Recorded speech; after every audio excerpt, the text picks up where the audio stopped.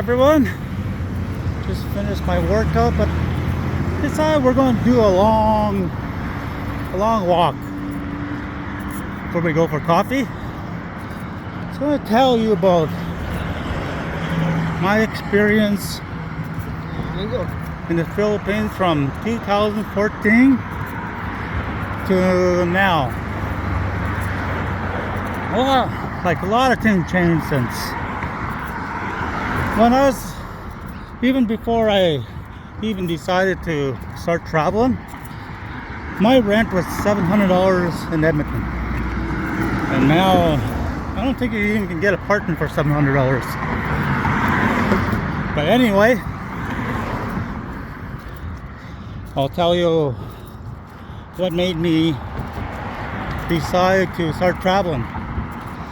Well, I was working a lot of hours up north in the oil field.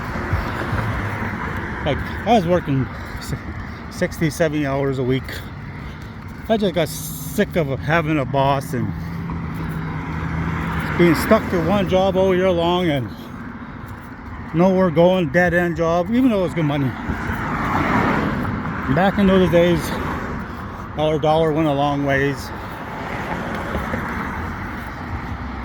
But anyways, the first place I ever flew out of Canada was the Philippines. I went to, at the time I went to Manila, and then I went to Cagayan de Oro. I remember the first time landing in Manila.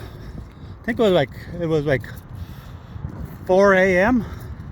But what really hot when I went outside. This was like in, I think it was October. I went for a month only. Not even a month. 3 weeks.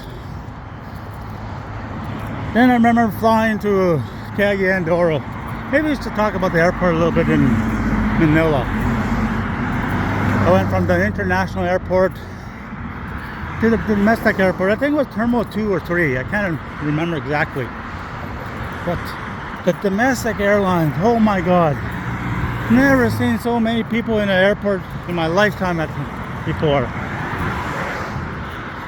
And there was like, you had Philippine Airlines one area, you had Cebu Pacific the other area, and they were just both packed. Funny thing, huh? Lucky thing I had a long time. I don't want to line up in the wrong part, huh? I lined it up in Cebu Pacific. I was asking a guy there, huh? Oh, he told me, oh, you're in the wrong side. You gotta go to Philippine Airlines. So I had to wait another like hour in the line. That's crazy. But anyway, by the time I got to, I guess, Cagayan de Oro, I landed there. It was, compared to Manila, a smaller city. I think we landed, it was afternoon. Afternoon I got there, I think. Maybe 1 o'clock, 2 o'clock, something like that. Oh, I remember my taxi from Cagayan de Oro airport to the city, yeah? That's when culture shock really kicked in at the time. Oh, I seen with palm trees. Oh, like poorer areas like tin houses and stuff like that. I said, where am I? I didn't expect I was going to see like that kind of poor, huh? But it didn't bother me. Maybe a week, the culture shock didn't last that long, maybe 1 week. But anyway, this is how far we are. When I was in Cagayan de Oro, they didn't even have the SM Mall. The Red Planet now was the Toon Hotel. Good morning. That's how far back we're going. And I think Canadian peso at the time, was it during the boom year? No. Well, I don't think it was. Canada was booming still.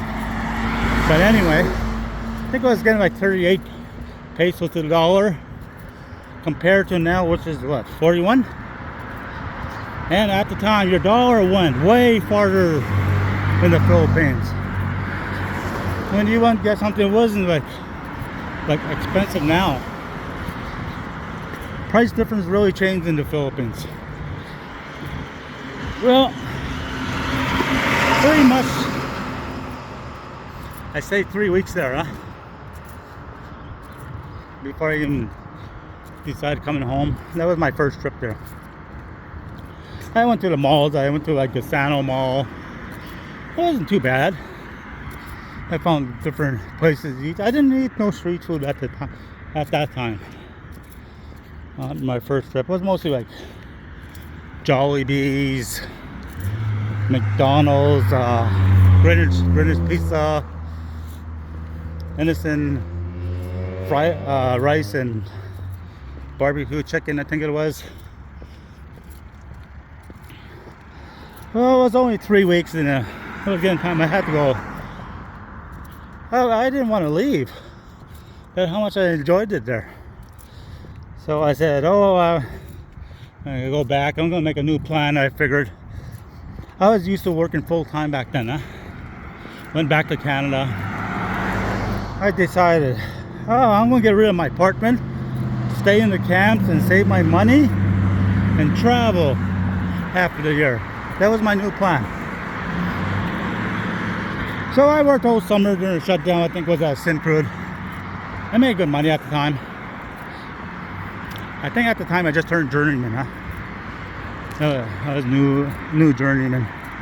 So I was really making the big bucks, getting the hours and everything, which was good. Then I decided I'm going back to the Philippines.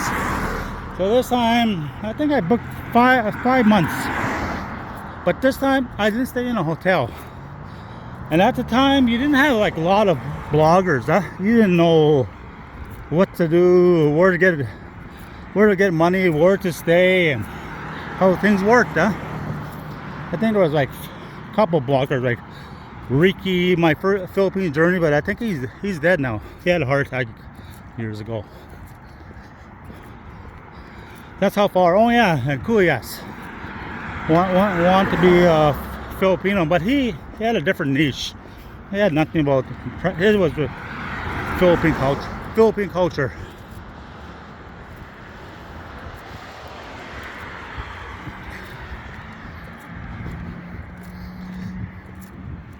Well, this is 2014 and 15 right now. We're still there. I'm gonna cut this video in half. I'll talk maybe one more year. I'll talk in my time there. I was there 5 months. I went to a lot of different places. I went to Bukidnon. I rented an apartment. I guess it was $100. Maybe yeah, a little bit more, like 4,000 pesos I was paying for rent. That was insane. I was living the lifestyle. I started learning about more about markets and stuff, about your food there. I had a girlfriend at the time. She was a good friend, but we went our separate ways too. But her family actually was really good. I enjoyed her family actually more than any of my relationships there. Her teachers had different thoughts, so, but the mom and dad were really good people actually. Her dad always told her, don't take them into the bad areas or anything. So I didn't get to really explore that stuff. It was nothing really bad. I went to El Salvador. It was like a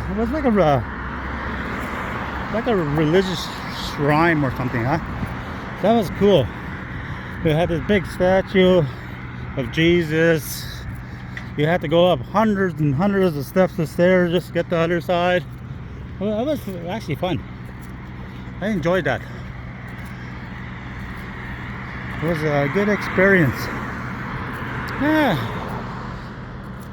Walked around, had street food. I think that's the first time I experienced a small typhoon. We'll almost end the video here, but I'll make a new one. I don't want to make everything in one video. So anyway, 5 months was coming to an end. It was time to go back to Canada. So I didn't really want to go back, but still had to. So it was almost springtime. So when I said, okay, I'll go back home now. At the time, I didn't really take a lot of money with me. I think I had maybe $10,000 for the 5 months. I still had a lot of money when I went home. I still had a bit of money. But anyway, I went back to Canada.